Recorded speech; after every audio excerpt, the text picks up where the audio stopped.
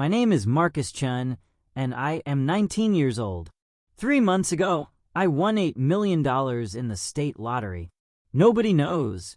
Not my parents, not my sister, not my friends. The only person who knows the truth now is my 17-year-old brother Tyler, and that is because of what happened last weekend. This is the story of how a lottery ticket taught me more about family than 18 years of living with them ever did. Let me take you back to the beginning. It was a Tuesday night in late August, right before I was supposed to start my sophomore year at State University. I had been working the closing shift at Quick Mart, a gas station convenience store on the edge of town, the kind of place where the fluorescent lights buzz constantly and everything smells like old coffee and car exhaust.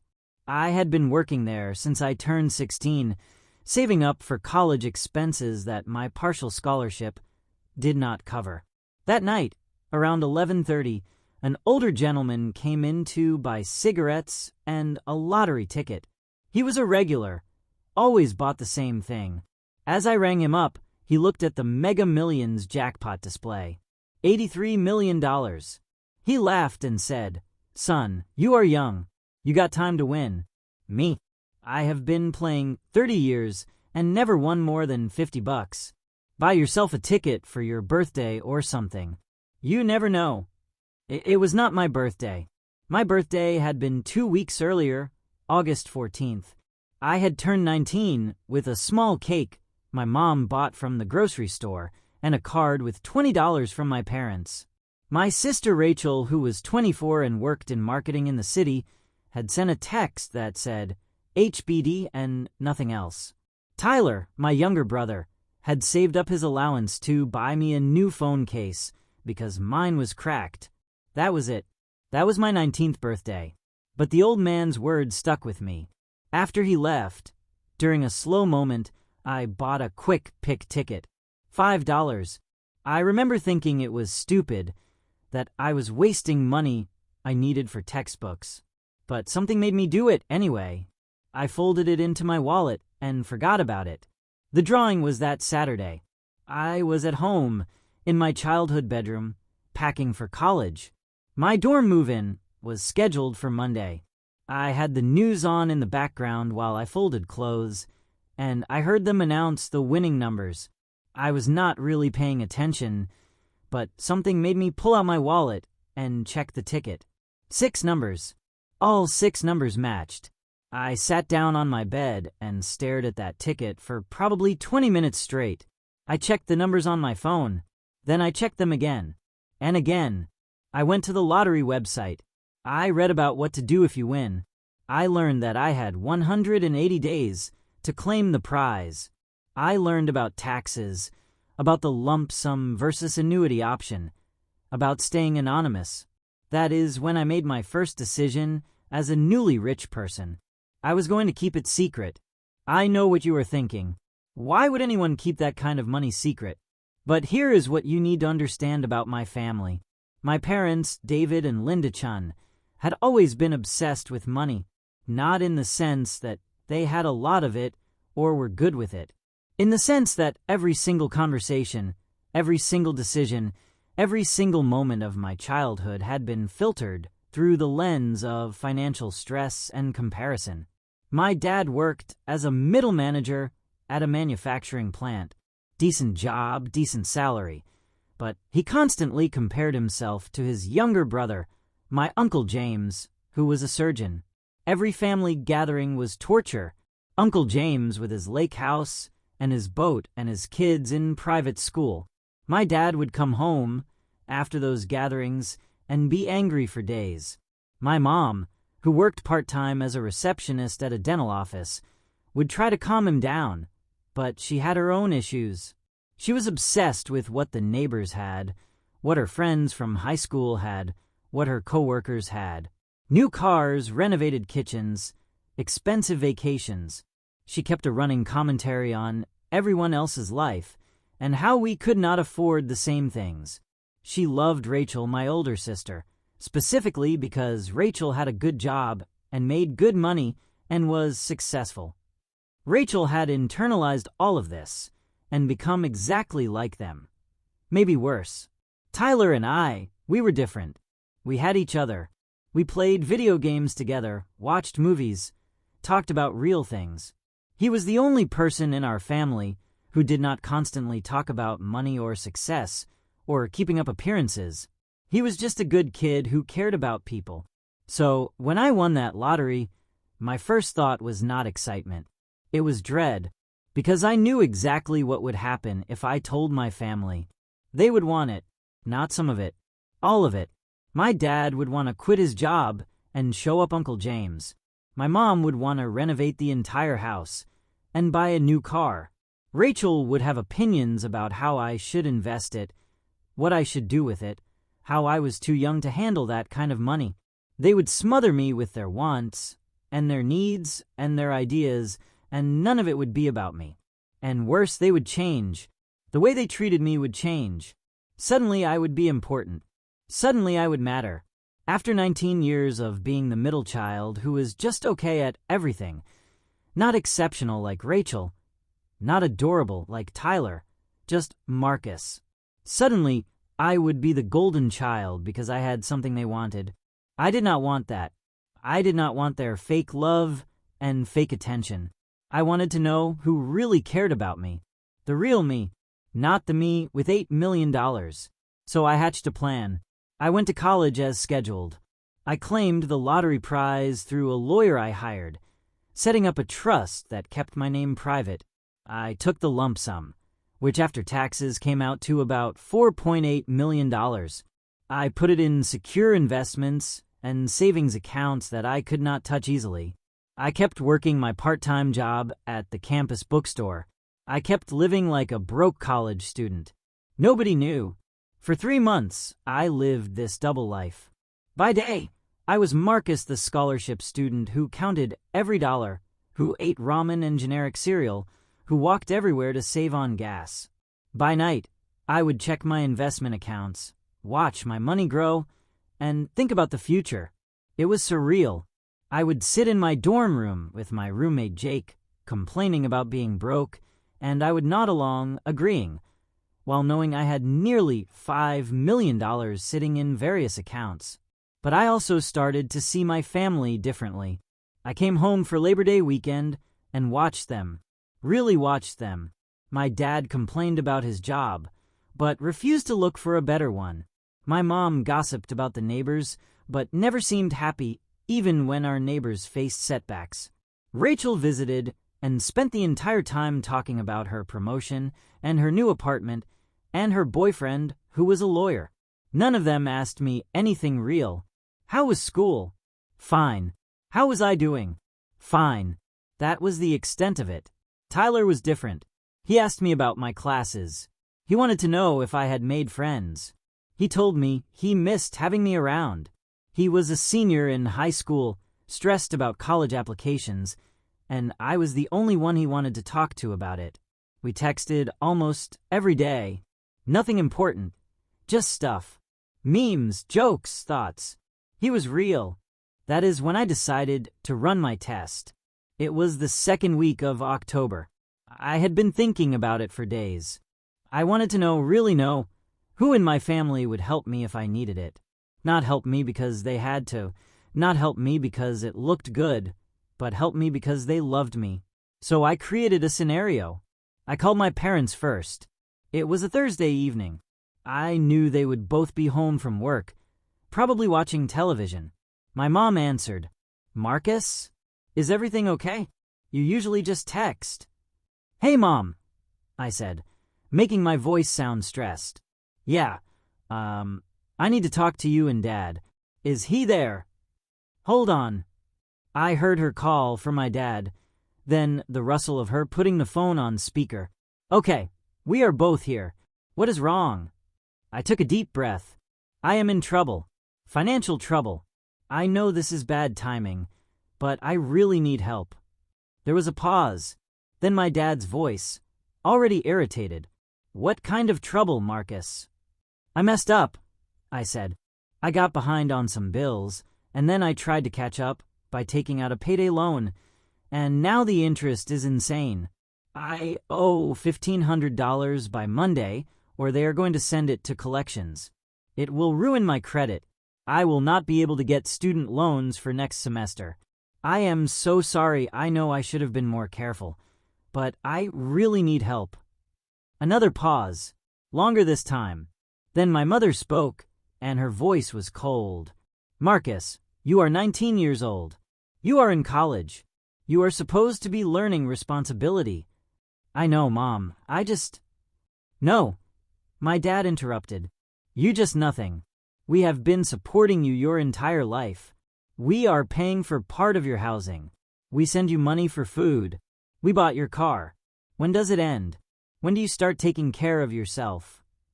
Dad, please, I just need $1,500. I will pay you back, I promise. I can work extra hours. Absolutely not, he said firmly. This is called a learning experience, Marcus. You made bad choices, and now you have to deal with the consequences. That is what being an adult means. We are not bailing you out. But Dad. No buts. Figure it out yourself. Maybe this will teach you to be more responsible with money. And he hung up. I sat there in my dorm room, staring at my phone. I had expected them to say no. Part of me had hoped I was wrong, but I was not surprised. What surprised me was how quickly they said it, how little they questioned whether I was okay, how easily they decided I was not worth helping. I waited an hour, then I called Rachel.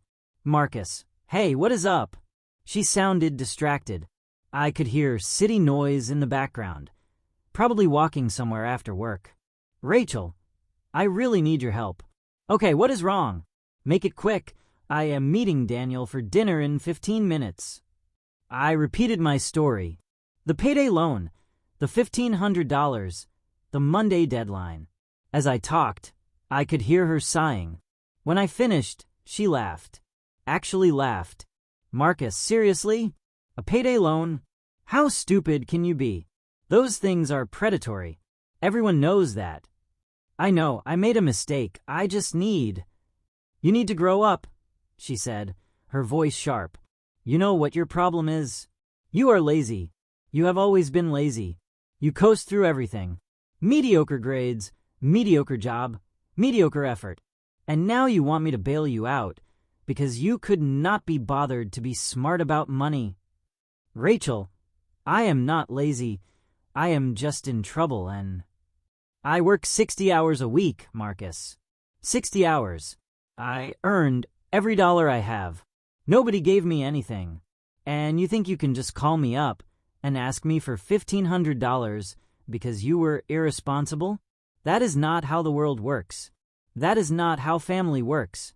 You are not my responsibility. You are an adult. Act like it. Please, Rachel. No. And honestly, maybe this is good for you. Maybe hitting rock bottom will finally motivate you to be something other than a disappointment. I have to go. She hung up. I sat there for a long time after that call. Disappointment. She called me a disappointment. My own sister. The person who I grew up with. Who I shared a bathroom with for 15 years. Who I helped with her homework. Who I defended when kids made fun of her in middle school. I was a disappointment to her. I felt something shift inside me then. A kind of clarity. These people, my parents, and my sister, they did not love me. Not really. They loved the idea of a successful family, of successful children, of keeping up appearances. But me, the actual person named Marcus Chen, they did not care about that person at all. But I had one more call to make. I waited until late that night. I knew Tyler would be in his room doing homework. I video called him. Hey, Marcus. He answered immediately, smiling. What is up? Just seeing his face made me feel guilty about what I was about to do. But I needed to know. Hey, Tyler. I need to tell you something, and it is kind of bad. His smile faded. What happened? Are you okay? I am okay physically, but I am in some trouble. Financial trouble. I gave him the same story I had given everyone else. He listened without interrupting. When I finished, He was quiet for a moment. Then he said, $1,500 by Monday? Yeah, I know it is a lot. I should not have even called you. You are still in high school. You do not have that kind of money. How much do you need right now? Like today? What?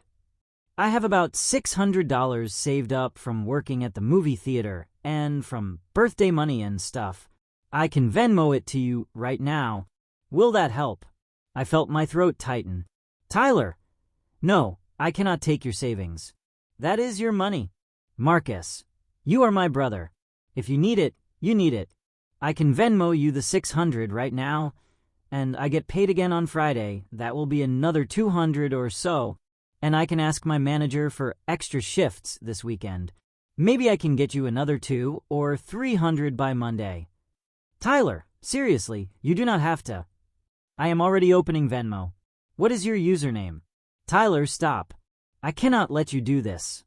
He looked at me through the screen, and his expression was so earnest, so worried. Marcus, you are in trouble. You said they will ruin your credit. That will follow you forever. I am not going to let that happen when I can help. Family helps family, right? That is what you always told me. Family helps family. Those were my words. Words I had said to him 100 times when we were kids, when I helped him with homework, when I shared my allowance with him so he could buy something he wanted, when I covered for him when he accidentally broke Mom's vase. Family helps family. Marcus. He was still looking at me, waiting for my answer. I need to tell you something, I heard myself say. But you have to promise not to tell anyone. Not Mom. Not Dad. Not Rachel. Nobody. Can you promise me that? He looked confused, but nodded. Yeah, of course. What is going on? I am not really in trouble. There is no payday loan. I made it all up. His confusion deepened. What? Why would you do that?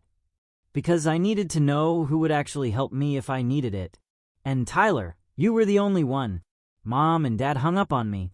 Rachel called me lazy and a disappointment. But you were ready to give me everything you had without even hesitating. Well, yeah, because you are my brother and you needed help. I do not understand. I know you do not. That is what makes you different from them. Marcus, you are kind of freaking me out. What is really going on? I took a deep breath. 3 months ago, I won the lottery. $8 million. Nobody knows except you right now. He stared at me through the screen, blinked, stared some more. You are joking. I am not joking. I won $8 million, took the lump sum, and after taxes I have about $4.8 million in investments and savings. I have been keeping it secret because I wanted to see who actually cared about me before money changed everything.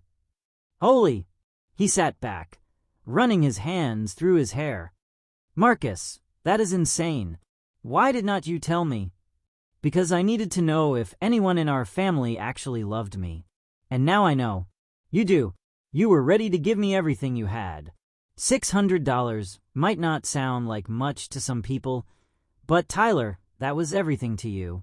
You were willing to work extra shifts, to drain your savings, to help me. Do you know how rare that is? He was quiet for a long time. Then he said, What about Mom and Dad? And Rachel? They showed me exactly who they are. Dad said I needed to learn responsibility. Mom said I was supposed to be learning to take care of myself. Rachel called me a disappointment and said maybe hitting rock bottom would be good for me. That is messed up. Yeah, it is. So, what are you going to do now? That was the question, was it not? What was I going to do? I do not know yet. But Tyler, I want you to know something. Half of that money is yours. Not someday. Not as a reward, not with conditions. It is yours. $2.4 million. When you turn 18 next year, I am setting up a trust fund for you. You can use it for college, or to start a business, or to travel the world, or whatever you want, because you are the only person in this family who deserves it. He was shaking his head. Marcus, You cannot just give me $2.4 million. Why not? It is my money. I can do whatever I want with it. And I want you to have it. You earned it by being a good person and a good brother. But what about Mom and Dad? And Rachel? What about them? They made their choices. They showed me what I am worth to them. $1,500 was too much to help their own son. So why should they get anything? Tyler looked troubled. Marcus, I get that you are hurt. I would be too. But they are still our parents. And Rachel is still our sister. You cannot just cut them off. Why not? They were ready to cut me off easily enough. That is different. They did not know you actually had money. They thought you were irresponsible. And okay, yeah, they were harsh about it, and they should have helped you anyway. But Marcus, you cannot punish them forever for failing a test they did not know they were taking. I had not expected that response. I had expected Tyler to be angry on my behalf, to agree that our family was selfish and awful. But of course he would not, because Tyler was good. Tyler saw the best in people. Tyler believed in forgiveness and second chances. So what should I do? I asked him. I think you should tell them the truth. Not about the test, necessarily, but about the money. Let them know you are okay. Let them know you have a plan for your future. And then see what happens. Tyler, the second I tell them I have money, everything will change. They will suddenly care about me. They will suddenly have time for me. They will suddenly have opinions about my life. But it will not be real. It will just be about the money. Maybe, he said. Or maybe it will force them to see you differently. Right now, they see you as just mediocre Marcus, right? The middle child who is not special. But if they know you won the lottery, and you were smart enough to keep it secret for 3 months, and smart enough to set up trusts and investments, maybe they will realize you are not who they thought you were. Or maybe they will just be mad I did not tell them sooner, so they could get their hands on it. Tyler smiled sadly. Yeah, maybe. But Marcus, you cannot control how other people react. You can only control what you do. And I think the right thing to do is to be honest with them. Not because they deserve it necessarily, but because you deserve to not carry this secret around forever. He was right. I hated that he was right, but he was... Okay, I said. I will tell them, but I am doing it my way. What does that mean? You will see. Can you come visit me this weekend? I will pay for your bus ticket. I want you here when I do this. Yeah, of course. Marcus. Yeah. I am really proud of you. Not for winning the lottery. Anyone can buy a ticket. But for being smart about it. For thinking about the future. For not just spending it all on stupid stuff. That takes real maturity. After we hung up, I sat in my dorm room and planned my next move. Tyler was right that I could not keep this secret forever. But I also could not just call up my family and say, "Hey, remember when I called asking for help and you all said no? Surprise, I am rich." That would just make them defensive and angry. No, I needed to do this in person. I needed to see their faces. I needed them to understand what they had done, what they had said, how they had made me feel. And then I needed to tell them the truth and let them live with the consequences of their choices. I planned it for the following weekend. I told my parents I was coming home for a visit. I told Rachel I wanted to have a family dinner. I did not tell them why. I just said it was important. That Saturday morning, I picked Tyler up from a bus stop near campus. I had rented a car for the weekend, something I could afford now, but that nobody questioned because I told them I borrowed it from a friend. Tyler got in, looking nervous. "You sure about this?" he asked as I pulled away from the curb. "No, but I am doing it anyway." The drive home took about 2 hours. We spent most of it talking about normal stuff. His college applications, his classes, a girl he liked but was too nervous to talk to. It felt good. Normal. Like we were just two brothers hanging out. Not about to walk into a family confrontation that would change everything. We got to my parents' house around noon. It was a modest 3-bedroom ranch in a suburban neighborhood, the kind of house that was perfectly fine, but that my parents always complained was not good enough. The yard needed work. The siding was old. The kitchen was outdated. Nothing was ever good enough for them. Rachel's car was already in the driveway when we pulled up. She had driven in from the city that morning. I had not told her Tyler was coming, and I could tell by the look on her face when we walked in together that she was not pleased. "Marcus," she said coolly, barely glancing at Tyler. "What is this about? Your text said it was important." "It is. Where are Mom and Dad?" "Living room. They are watching some home improvement show and taking notes on things they cannot afford to do to this house." Tyler and I exchanged a look. Of course they were. We walked into the living room. My parents were on the couch, exactly as Rachel had described. My mom looked up and smiled. "Marcus." "And Tyler, honey, what are you doing here?" "I asked him to come," I said. "I have something I need to talk to all of you about." My dad muted the television. "This sounds serious. Are you okay? Did something happen at school?" "I am fine. Better than fine, actually.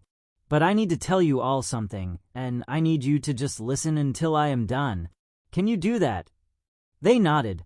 Rachel crossed her arms and leaned against the doorframe, already looking annoyed. Tyler sat down in the armchair by the window, looking supportive but nervous. I stayed standing. I had practiced this speech in my head a dozen times, but now that I was here, actually doing it, my heart was racing. "3 weeks ago, I called you," I said, looking at my parents. "I told you I was in financial trouble, that I had taken out a payday loan and needed $1,500 or it was going to collections. Do you remember that?" My dad's expression darkened. "Marcus, if this is about—" I said, "I need you to listen. Do you remember?" "Yes," my mom said quietly. "We remember. You told me I needed to learn responsibility. You told me I needed to deal with the consequences of my actions. You hung up on me without offering to help at all. Not a dollar. Not even advice. Just judgment and a lecture." "Marcus." My dad started, but I held up my hand. "I am not done. After I called you, I called Rachel. I turned to look at my sister. Do you remember what you said to me?" Her jaw tightened. "I was tough on you because you needed to hear it. You called me lazy. You called me mediocre. You said I coast through everything. And then you called me a disappointment. You said maybe hitting rock bottom would finally motivate me to be something other than a disappointment. Do you remember saying that?" She looked uncomfortable now. "I may have been harsh." "Harsh? Rachel, you are my sister. I was calling you because I was scared and in trouble, and you kicked me while I was down." "You were being irresponsible," she said defensively. "Someone needed to tell you the truth." "And what truth was that exactly? That I do not matter to you unless I am successful by your standards? That you only care about me if I meet some arbitrary level of achievement? That is not fair. Is it not?" I looked back at my parents. "And you. All my life, I have watched you obsess over money and status, and keeping up with Uncle James and the neighbors and everyone else. Nothing is ever good enough. You are never happy with what you have. And when your own son called you asking for help, you could not be bothered because I was not worth $1,500. "Marcus, that is not what—" my mom started. Then after I called all of you, I called Tyler. And do you know what he did? Tyler shifted uncomfortably in his chair. He had not wanted me to bring this up, but it was important. Tyler offered me everything he had. $600 he had saved up from working at the movie theater and from birthday money. He offered to work extra shifts to try to get me the rest by Monday. He did not lecture me. He did not judge me.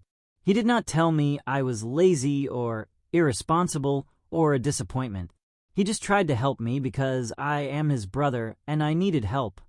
The room was silent. My parents looked shocked. Rachel looked between Tyler and me. something like shame flickering across her face. "But here is the thing," I continued. "I was not actually in trouble. There was no payday loan. I made it all up because I wanted to see who in this family would actually be there for me if I needed them. And the answer was Tyler. Just Tyler. The 17-year-old kid who has not even graduated high school yet.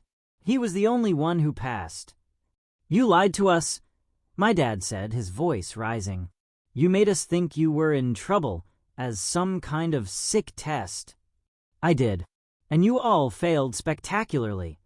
"That is incredibly manipulative, Marcus," Rachel said, stepping forward. "You do not get to judge us based on a fake scenario." "Why not? How is that any different from you judging me my entire life based on what? My grades? My job? My perceived lack of ambition? At least my test showed me something true. It showed me who you all really are when someone needs help. It showed me what I am worth to you. Apparently, less than $1,500. This is ridiculous," my mom said, tears forming in her eyes. "We are your parents. We love you. We have always loved you. We were just trying to teach you responsibility. By abandoning me when I needed you, that is your definition of love." "You were not actually in trouble," my dad shouted. "This whole thing is based on a lie. You did not know that. For all you knew, I was really struggling and really scared, and you did not care. You were ready to let me fail because you thought I deserved it." The room erupted into arguments then. My dad yelling about how I had no right to test them. My mom crying and saying I was being unfair. Rachel going on about how this was emotional manipulation and I should be ashamed of myself. Only Tyler sat quietly, watching it all unfold. I let them yell for a few minutes. Then I said, loud enough to cut through the noise, "I won the lottery." Everyone stopped talking. "What?" My mom said. 3 months ago, I bought a lottery ticket at the Quick Mart where I was working. I won the Mega Millions jackpot, $8 million. I took the lump sum, which after taxes came out to about $4.8 million. I put it in trusts and investments. Nobody knew except Tyler, who I told last week, and now you. You could have heard a pin drop. My dad was the first to speak. "You are joking." "I am not joking. I have the proof on my phone, if you want to see it. Bank statements, investment accounts, the trust documents. It is all real." $8 million? My mom whispered. 4.8 after taxes, yes. Rachel's face went through about 6 different emotions in 3 seconds. Shock, disbelief, calculation, excitement, then something like realization. "You have had $4.8 million for 3 months, and you did not tell us." "That is correct." "Why?" my mom asked. "Why would you keep that from your family?" "For exactly the reason I just explained. I wanted to know who cared about me, not who would care about my money. And now I know." My dad was staring at me like he did not recognize me. "Marcus, this is... I do not even know what to say. You have been sitting on millions of dollars while we have been struggling with bills and mortgage payments, and you did not think to help me when I needed $1,500. So why should I help you now?" That hit him like a slap. He actually recoiled. "That is different," he said, but his voice was weak. "How? How is it different?" "Because we are your parents. We raised you. We fed you and clothed you and put a roof over your head for 18 years. And I never asked to be born. You chose to have children. That was your responsibility, not something I owe you for. And even if I did owe you, which I do not, you still showed me that when I needed help, you would not give it. So tell me, Dad, why should I give you anything now?" He had no answer. None of them did. "Here is what is going to happen," I said into the silence. "Half of my money, $2.4 million, is going to Tyler. I have already set up a trust that he can access when he turns 18. He will never have to worry about college debt or starting his life. he will have the freedom to do whatever he wants because he earned it by being a good person. Tyler started to protest, but I held up my hand. We already talked about this. It is done. And the rest? Rachel asked, and I could hear the greed in her voice already. The rest is mine. I am investing most of it, but I am keeping enough liquid to pay for my education, to start a business someday, if I want to travel, to have security. And before you ask, no, I am not giving you any of it. Marcus, you cannot be serious, my mom said. We are your family. You are right. You are my family. And family helps family. That is what Tyler did. That is what family does. But you three? You did not help me when you thought I had nothing. So you do not get to benefit now that I have something. This is insane. Rachel said, her voice shrill.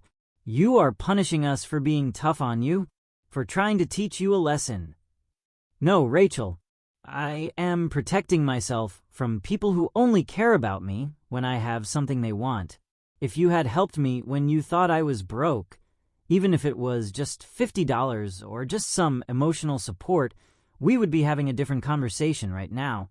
But you called me a disappointment, so you do not get access to my money or my life anymore. You are being incredibly cruel, my mom said, wiping tears from her eyes. Am I?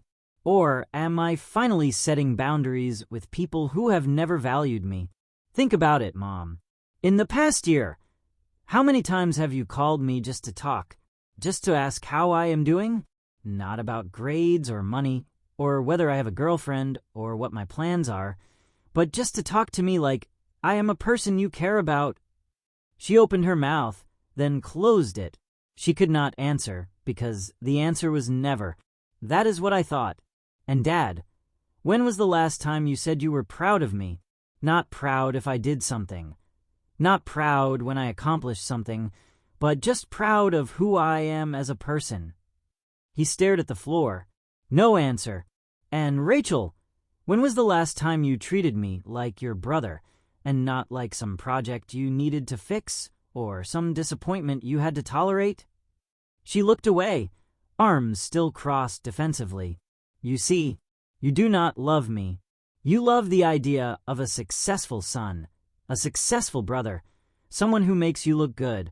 But me, the actual person, you do not even know who I am. That is not true, my mom said, but her voice was small. Then prove it. Tell me 3 things I like. 3 hobbies. 3 interests. 3 things I care about that have nothing to do with school or work or money. Silence. You cannot, can you? Tyler, tell them 3 things I like. Tyler cleared his throat nervously. You like classic rock music, especially 70s bands. You like cooking. You are always watching cooking videos and trying new recipes. And you like hiking. You always said it helped you think. Thank you, Tyler. I turned back to the others. My little brother, who is 7 years younger than Rachel and 3 years younger than me, knows me better than any of you. That should tell you something. My dad finally spoke, and his voice was hard. Fine. You want to be this way? Keep your money. But do not expect anything from us anymore. You are not welcome in this house. David, my mom gasped. No, Linda. He wants to act like we are not his family? Fine. He is not our son anymore. Get out, Marcus. Take your money and your self-righteousness and get out. I had expected this, but it still hurt. 18 years of being their son ended in a sentence because I would not give them money. Okay, I said calmly. Tyler, get your stuff. What? Tyler looked between me and our parents. Get your stuff. You are coming with me. I am not leaving you here with them. Marcus, you cannot just take him, my mom said, standing up. He is a minor. He is our son. And you are about to lose your other son, all his college money and security, because you cannot stand that he set boundaries. You think I am going to leave Tyler here to be your emotional punching bag when I am gone? No. Tyler, do you want to stay here or come with me? Tyler looked at our parents, and I saw something in his face I had never seen before. Disappointment. He was disappointed in them. "I will get my stuff," he said quietly, standing up. "Tyler Chin, you sit back down right now," my dad ordered. But Tyler just looked at him, shook his head, and walked out of the room toward the stairs. "You are turning our son against us," my mom yelled at me, more tears streaming down her face. "I am not turning anyone against you. Tyler is making his own choice, just like I made mine, just like you all made yours when I called asking for help." "This is blackmail," Rachel said. "You are holding money over our heads to control us."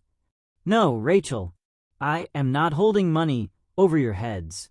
I am not offering you money at all. There is nothing to hold. I am simply choosing to share my life and my resources with people who have shown me they care about me. You are not on that list." My dad took a step toward me, and for a second I thought he might actually hit me. But then Tyler came back downstairs with a duffel bag, and my dad stopped. "Ready?" I asked Tyler. "Yeah." "Tyler, please," my mom said, reaching for him. "Do not do this. You are making a mistake." "No, Mom," Tyler said, and his voice was firm in a way I had never heard before. "I am not making a mistake. You all are. Marcus needed help, and you turned your backs on him. He needed his family, and you failed him. I am not going to fail him too." And with that, we walked out. The drive back to campus was quiet for the first hour. Tyler stared out the window while I focused on the road. Finally, he said, "That was intense." "Yeah. Do you think we did the right thing?" "I do not know. Do you?" He thought about it. I think sometimes you have to choose between what is easy and what is right. Staying would have been easy, but it would not have been right. Not after what they said to you. Not after how they acted. For what it is worth, I am sorry I put you in that position. You should not have to choose between them and me. You did not put me in that position. They did, by being who they are. We drove in silence for a while longer. Then Tyler asked, "What happens now?"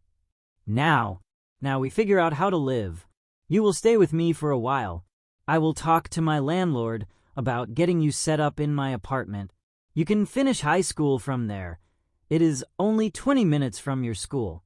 We will figure out the legal stuff. Maybe get you emancipated if you want. And we will build our own family. Just us, at first. And maybe someday we will let other people in, but only people who deserve to be there. What about Mom and Dad? And Rachel, what about them? Are you really never going to talk to them again? I thought about that. I do not know. Maybe someday. If they ever show me that they actually care about me as a person and not just as a resource. But that is their choice to make. I am done trying to earn their love. I am done trying to be good enough for them. From now on, I am just going to be who I am, and people can take it or leave it. Tyler nodded. I think that is healthy. When did you get so wise? I learned from my big brother. That made me smile. Your big brother is kind of a mess, you know. Yeah, but he is my mess. And he won the lottery, so that is cool. We both laughed then, real laughs, and some of the tension broke. The next few weeks were chaos. My parents tried calling, tried texting, tried showing up at my apartment. I did not answer. I did not engage. Eventually, they got a lawyer who sent me a letter demanding I return Tyler. I got my own lawyer who pointed out that Tyler was 17, old enough to have a say in where he lived, and that he had chosen to stay with me. The lawyer also pointed out that I could provide better for Tyler than our parents could, and that unless they wanted a court battle that would air all their dirty laundry, they should back off. They backed off. Rachel tried a different approach. She sent me long texts apologizing, saying she had been stressed, and did not mean what she said. She said we should talk, work things out, be a family again. She never once mentioned the money, which was smart, but I could read between the lines. She was not sorry for what she said. She was sorry she said it to someone who turned out to be rich. I did not respond to her either. Tyler adjusted surprisingly well to living with me. He got up every morning, took the bus to school, came home, and did his homework, hung out with me in the evenings. On weekends, we explored the city, tried new restaurants, went to movies. It was nice, normal, the kind of relationship brothers should have. He applied to colleges that winter. His grades were good, his test scores were solid, and his essay about overcoming family conflict and learning what really matters in life was apparently very compelling. He got into his top choice, a small liberal arts college about an hour away. When he opened the acceptance letter, he called me at work, so excited he could barely speak. I got in. Marcus, I got in. Congratulations, Tyler. I am so proud of you. They even gave me a scholarship. Partial, but still. And I know I have the trust fund. But I think I want to use the scholarship anyway. Earn it, you know. I know. And I think that is a great decision. That evening, I took him out to his favorite steakhouse to celebrate. Over dinner, he said, I have been thinking. About what? About the money. About the trust fund. I do not want you to feel like you have to give me that much. That is your money. You want it. Tyler, we have talked about this. I know. But Marcus, $2.4 million is insane. That is more than most people see in a lifetime. And I do not feel like I earned it. You earned it by being a good person. By being my brother. By being there when nobody else was. But that is just basic human decency. That is what anyone should do. Exactly. That is what anyone should do. But nobody did. You were the only one. And that is worth everything to me. He shook his head, smiling. You are ridiculous. I am generous. There is a difference. Fine. But I am investing it. I am not touching it unless I absolutely have to. And when I am older, when I have my own career and my own life, I am going to do what you did. I am going to help people who deserve it. I am going to make sure this money does some good in the world. That sounds like a plan. It has been 2 years since all of that happened. Tyler is finishing his second year of college. He is majoring in social work because, in his words, he wants to help families who are struggling. He wants to be there for people the way he was there for me. He is dating a girl named Sophie who is studying to be a teacher. They are good together, happy. I finished my degree in business and used some of my money to start a small investment firm.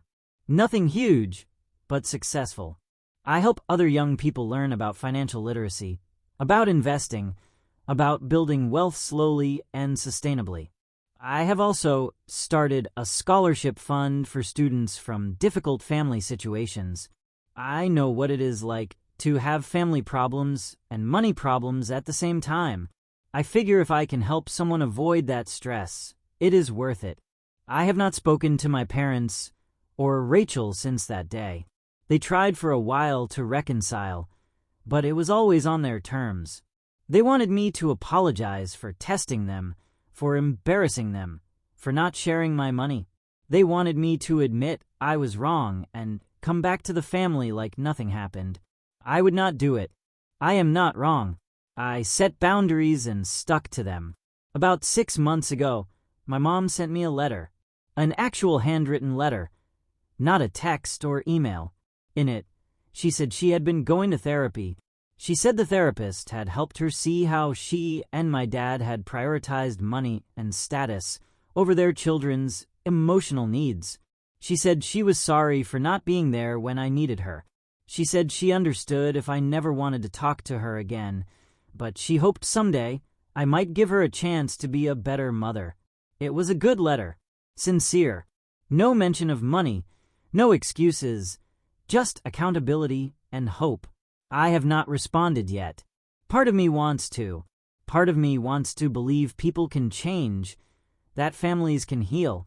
But another part of me remembers exactly how it felt to hear my father tell me I needed to learn responsibility when I was scared and asking for help.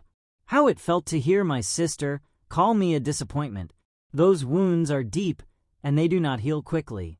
Maybe someday I will respond. Maybe someday I will give her that chance. But not yet. Not until I am sure it is what I want and not just what I think I should do. Tyler thinks I should talk to her. He is more forgiving than I am. He sees Mom and Dad occasionally, usually for coffee or lunch, never at the house. He says they are trying, that they are different. But he also respects that I am not ready for that yet. People ask me sometimes if I regret winning the lottery. If I regret the test I ran, the family I lost, the complicated aftermath of it all. The answer is no. I do not regret any of it. Because that test taught me the most important lesson of my life. Money does not reveal character. Crisis reveals character.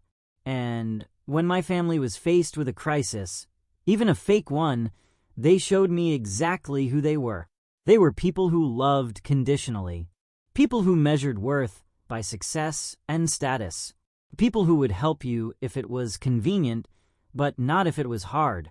And once I knew that, once I really understood it, I could not unknow it. I could not pretend it was not true. Tyler was different. Tyler helped me because I was his brother and I needed help. He did not calculate whether I deserved it or whether it would benefit him. He just acted out of love and loyalty and basic human decency. That is the kind of person I want in my life. That is the kind of family I want to build. So yeah, I won $8 million in the lottery. But the real prize was not the money. The real prize was clarity. The clarity to see who really cared about me. The clarity to understand what I deserved from the people who claimed to love me. The clarity to walk away from relationships that were hurting me, even if those relationships were with my own blood. And the freedom to build a life on my own terms. The freedom to help people I care about without asking permission. The freedom to set boundaries and stick to them. The freedom to be myself without constantly trying to meet someone else's expectations. Would I give back the money to have a normal family relationship? No, because I would not trade the truth for a comfortable lie. And that is what my old family dynamic was. A comfortable lie, a pretense that we all loved each other, when really we were just tolerating each other, waiting for someone to be successful enough to make the family look good. Tyler and I, we are building something different, something based on truth and trust, and actually caring about each other. It is not a big family. It is just the two of us, right now, plus Sophie and a few close friends. But it is real, and that matters more than anything. Last week, Tyler called me late at night. I could tell something was wrong by his voice. Marcus? Are you awake? Yeah, what is wrong? Nothing is wrong exactly. I have been thinking about Mom's letter. The one she sent you. Okay. Do you think you will ever talk to her again? To them? I do not know. Maybe. Why? Because I think... He paused, gathering his thoughts. I think part of growing up is figuring out how to hold people accountable without holding on to anger forever. And I think you are still angry. He was right. I was still angry. Is that wrong? I asked. No. You have every right to be angry. They hurt you. They failed you. But Marcus, anger is heavy. And I do not want you carrying it around forever. Because of me. This is not about you, Tyler. Is it not? You gave me half your money because I was the only one who helped you.